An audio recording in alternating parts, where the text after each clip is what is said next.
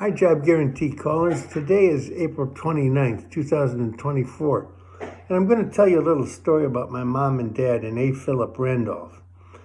My mom and dad graduated from high school, my mom, and my dad from college around 1932 at the height of the Great Depression. It was almost impossible to find jobs at that time. The unemployment rate in the United States was almost 30%. It wasn't until World War II started that my mom and dad were able to find decent jobs. Up until that time, I don't know how my mom survived. Her mother was a widow. They had I heard that they used to make wine in their bathtub at home to try to get some income. They also were on county welfare. They had a garden in the backyard, and I think some of the neighbors might have helped them out by giving them deer meat or fish during the winter. So somehow they survived. My dad, he rode the rails trying to find jobs, and finally he got a job with the Civilian Conservation Corps sometime in the late 30s. But it wasn't until the World War II started that people in America were all put to work.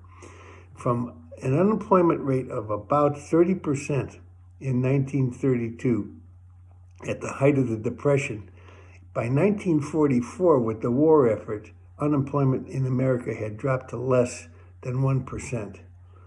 Now, how does Phillip Randolph come into this? Phillip Randolph was the head of the Porters Union, the Railroad Porters Union.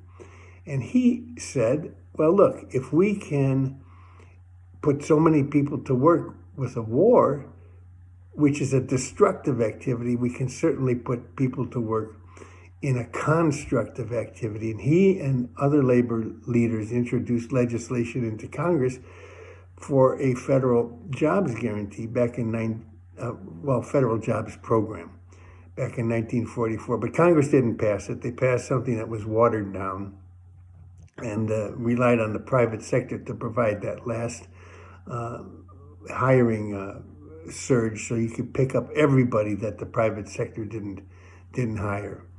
If they had done that, today we'd be in a lot better shape. You know, the United States was able to spend a lot of money and go into a lot of debt for World War II, but it didn't bother us. Nobody had to go back and pay off that debt.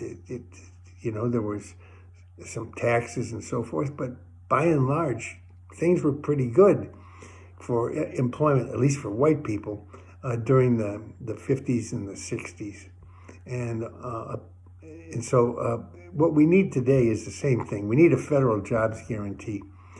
Right now, today, we lose about 220,000 people a year to chronic unemployment. I mean, they die from it. And it's unnecessary. So we can afford a federal jobs guarantee now. It's a constructive activity. It would cost about as much as today's defense budget, let's say somewhere between $500 billion and $800 billion a year, at least for the first year.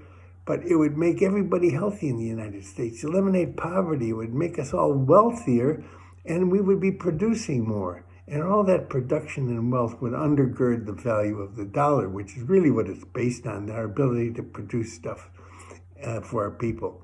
So call up your congressperson today or your senator. Tell them you really think the idea of a jobs guarantee is fantastic and that we ought to have one, and you don't care what it costs. Just do it because it's going to save lives and make people happier in this country. If we can afford defense, we can afford a federal jobs guarantee. And while you're at it, tell them to please put the pressure on Israel to stop the killing in Gaza and open up the supply lines. They're losing they've lost 30 or 40,000 people to death so far, and that's just unnecessary. Our common enemy is poverty and war. Let's eliminate them. So give them a call this week and tell them to get cracking and let's treat people right. Thanks for all you do. Thanks for making the call. Thanks for all you do to make our world a better place.